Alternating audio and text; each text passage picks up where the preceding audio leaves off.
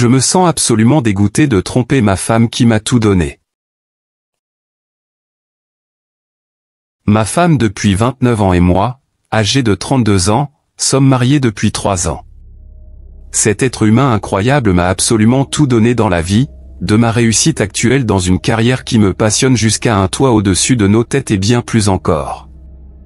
Tout au long de notre relation, nous avons eu des problèmes de confiance causés par mes actions envers d'autres femmes, mais rien lié à la tricherie. Comme les photos sur les réseaux sociaux. Ma femme m'a toujours pardonné et a continué à être une épouse aimante et extraordinaire pour moi à chaque fois. Mais j'avais une dépendance secrète à la pornographie ou aux perversions que je n'avais pas révélées à ma femme lorsque je l'avais rencontrée. C'était une autre facette de moi qui ressentait de la honte, du dégoût et plus encore.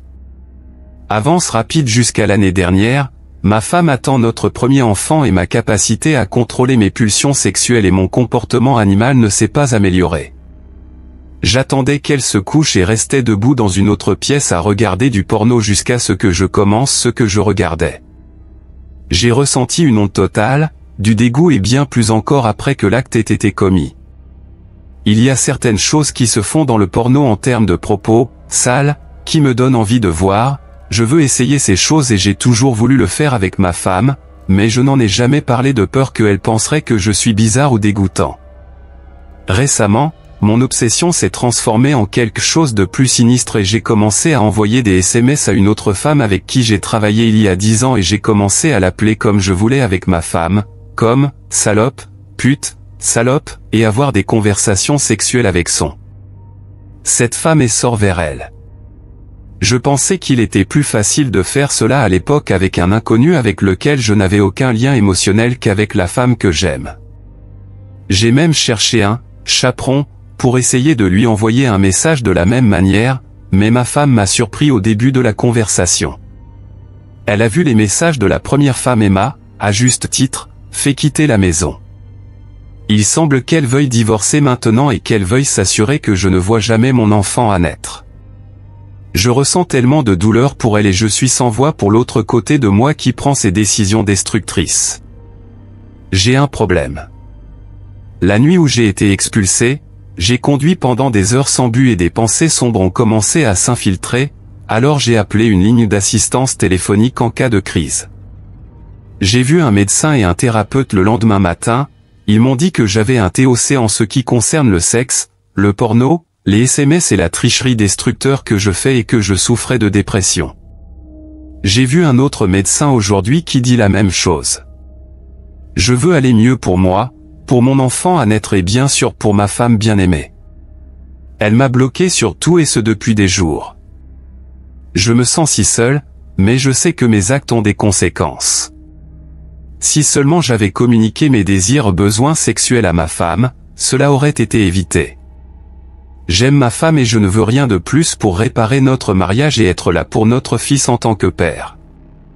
Je l'ai profondément trahi et je ne peux pas imaginer sa douleur. Quelqu'un a-t-il des conseils? Je commencerai probablement une thérapie intensive la semaine prochaine et des médicaments. Que ma femme m'avait trompé. Est-ce que c'est mal de ma part de vouloir repartir de zéro? Nous sommes mariés depuis 2 ans le mois prochain et nous sommes ensemble depuis 5 ans. Une fille de 14 mois. J'ai 28 ans et elle a 27 ans. Le mariage n'a probablement pas été bon l'année dernière, stress avec le bébé, la famille, le travail, etc. En octobre, j'ai accepté un poste qui m'a fait travailler à l'étranger. 10 semaines à l'étranger, 2 semaines à la maison. Bon salaire mais stressant et longue distance avec sa femme et son bébé. Nous avions besoin d'argent, alors j'ai accepté le poste. Au début, la distance était supportable, nous utilisions Skype presque quotidiennement et nous nous manquions beaucoup. Mais finalement, le travail est devenu stressant et elle a commencé à prendre ses distances avec moi. Je ne m'en suis pas assez inquiété et j'ai laissé faire. Je suis rentré à la maison en mars pour 2 semaines et nous n'étions tout simplement pas proches. Elle ne voulait pas coucher avec moi, c'était douloureux et nous nous disputions beaucoup. J'ai pensé que quelque chose se passait et j'ai fini par trouver des messages entre elle et un autre gars. Je l'ai confronté et lui ai dit que je comprenais, parce que je l'avais compris, et que nous devions tous les deux travailler plus dur sur nous-mêmes. Je savais que la distance était difficile, mais je le faisais pour nous et pour que nous puissions nous améliorer. Elle a admis qu'elle avait été très amicale, mais a juré qu'il ne s'était rien passé de plus. Nous nous sommes réconciliés et avons commencé à parler davantage de notre avenir et de l'achat d'une maison, et quand je suis reparti, je me sentais bien dans cette situation. Après mon départ, il n'a pas fallu longtemps pour que nous nous replongions dans le même combat. Honnêtement, j'avais l'impression qu'elle se battait avec moi et qu'elle n'était tout simplement pas gentille. C'est la meilleure façon de le décrire. Elle était juste une garce. Encore une fois, j'ai commencé à devenir plus méfiant à cause des messages et j'ai piraté ses comptes. Je sais que je devrais dire que je me sentais coupable, mais je ne l'ai pas fait. Ce qui était clair, c'est qu'elle avait des relations sexuelles avec un autre homme et qu'elle le prenait très au sérieux. Le sexe était inconfortable, mais cela ne me dérangeait pas beaucoup. Je comprends à quel point la distance peut être difficile. Ce qui me dérangeait, c'était le discours émotionnel et le fait d'être si ennuyeux avec moi. Je ne l'ai pas confronté, j'ai juste observé son activité et je l'ai vu se rapprocher de plus en plus de ce type. Je lui envoie des emails plusieurs fois par jour pour lui dire que je l'aime et enfin quelques photos avec lui, elle est notre bébé. Ce qui a probablement été la goutte d'eau qui a fait déborder le vase. J'ai demandé à un de mes amis les plus proches de passer chez nous en allant au travail et de revenir voir si quelque chose se passait, et il m'a dit qu'il avait vu un camion dans l'allée de la maison que nous louons, à plusieurs reprises. Je suis censé rentrer chez moi à la fin de ce mois et je veux être intelligent et prudent à mon retour. Je pense vraiment que ces actions méritent le divorce. C'est une trahison à tous points de vue et cela affaiblit mon cœur. Je ne peux pas croire que quelqu'un puisse me faire ça. Principalement parce que notre relation n'a jamais connu des choses comme ça, c'est une personne normale et gentille. Ce que je trouve impardonnable, c'est d'exhiber cet idiot devant notre fils. Cette merde fait mal. Pendant que je travaille pour notre famille, elle me remplace essentiellement tout en vivant à mes frais. Le seul point positif dans tout cela, c'est que mon travail se passe vraiment très bien et que l'entreprise pour laquelle je travaille m'aime. Ils m'ont proposé un poste à temps plein et seraient prêts à me parrainer à des fins d'immigration. Au début, je n'avais pas vraiment envie de quitter la maison, mais comme la maison n'a pas grand-chose pour moi, cette option de recommencer devient très attractive. Je pense vraiment que c'est probablement la meilleure chose pour moi, de laisser ma femme rester avec ce type et divorcer. Ce n'est pas une bonne situation pour ma fille, mais je pense qu'elle serait de toute façon marginalisée. Je ne sais pas. J'ai vraiment l'impression que notre situation va au-delà du conseil matrimonial ou quelque chose comme ça. Je l'ai confrontée et elle m'a menti et a continué sa liaison, et s'est même mêlée davantage. Elle a choisi l'autre personne plutôt que moi, et ça fait putain de mal. Et nous ne sommes même pas mariés depuis si longtemps. Ma femme me trompe depuis des mois alors que je travaille à l'étranger. L'affaire est grave, elle l'aime, le rapproche de notre fils, et elle m'a menti et m'a beaucoup blessé. Je sens que le mariage est terminé et qu'il vaut mieux rester à l'étranger et demander le divorce. Je ne sais pas si je suis pressé ou si je suis intelligent.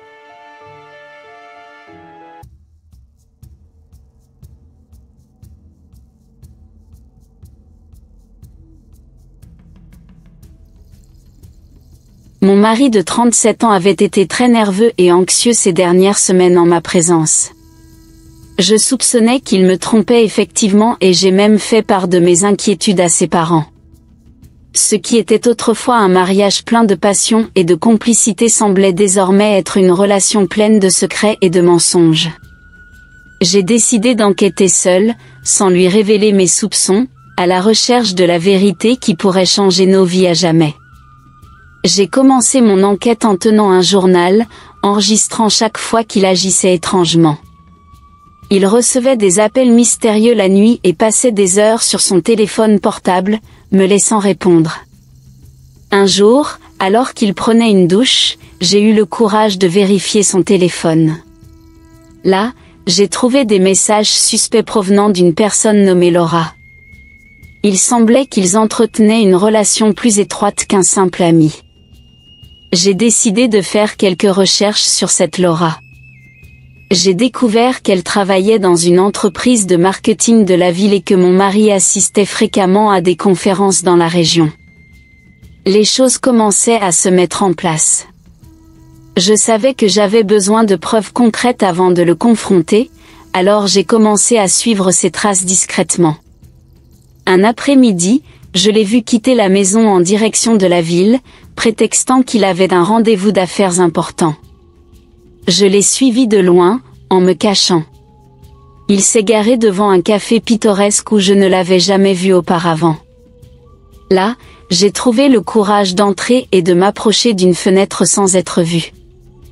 Il était assis à une table avec une femme qui correspondait à la description de Laura que j'avais trouvée dans ses messages.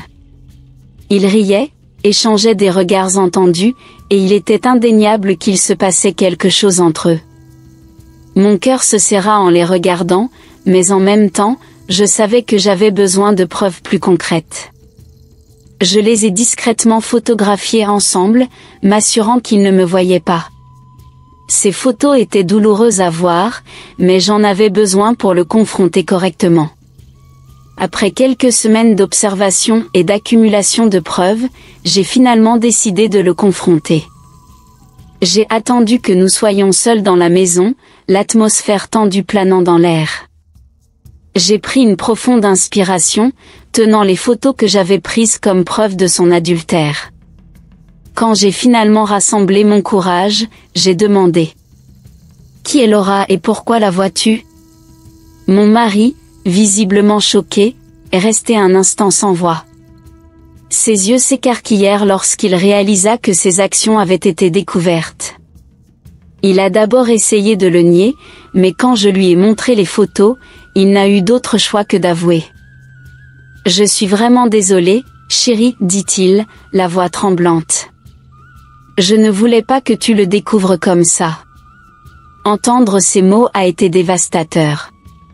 Mon monde s'est effondré devant moi. Tout ce que je pensais savoir sur l'homme avec qui je partageais ma vie s'effondrait. Nos larmes se sont mélangées dans une mer d'émotions. Les semaines suivantes furent un tourbillon de tristesse et de colère. Mon mari a essayé de s'expliquer, disant qu'il se sentait négligé et seul. Il affirmait que la relation avec Laura n'était qu'une distraction, quelque chose sans importance. Mais, pour moi, c'était la rupture d'une confiance qu'il a fallu des années pour construire. Nos familles ont découvert la situation et tout le monde a été choqué et déçu. J'ai dû prendre une décision importante concernant ce que je devais faire de mon mariage. Je l'aimais toujours, mais je savais que la confiance était ébranlée et que les choses ne seraient plus jamais les mêmes. Nous avons discuté et décidé de suivre une thérapie de couple, en espérant trouver un moyen de reconstruire notre relation. Ce fut un chemin difficile, plein de hauts et de bas, mais nous étions déterminés à essayer. La thérapie nous a aidés à comprendre les racines de nos problèmes et nous a donné des outils pour faire face aux problèmes sous-jacents qui ont conduit à cette crise. Au fil des mois, nous avons commencé à nous reconnecter d'une manière que nous n'avions pas vue depuis longtemps. On retrouve l'amour et l'intimité qui nous réunissaient au début. Le pardon était un long chemin, mais ensemble, nous étions prêts à le parcourir. Laura a disparu de la vie de mon mari et il a coupé tout contact avec elle. Elle n'était qu'un rappel douloureux d'une erreur que nous étions tous deux déterminés à surmonter. La confiance a mis du temps à se rétablir, mais, avec des efforts et de l'engagement, nous y sommes parvenus. Aujourd'hui, notre mariage est plus fort que jamais et je crois que parfois la pire crise peut conduire à une renaissance. Nous apprenons à nous valoriser mutuellement et à valoriser notre relation de manière plus profonde. Même si je n'aurais jamais imaginé que notre histoire prendrait cette tournure, elle nous a appris de précieuses leçons sur l'amour, le pardon et la persévérance. Et ainsi, même après la douleur et la trahison, notre mariage a de nouveau prospéré, plus résilient que nous ne l'aurions jamais cru possible. Et, aussi étrange que cela puisse paraître, nous devons peut-être remercier Laura de nous avoir montré qu'avec du dévouement et de la volonté, l'amour peut surmonter même les plus grandes adversités.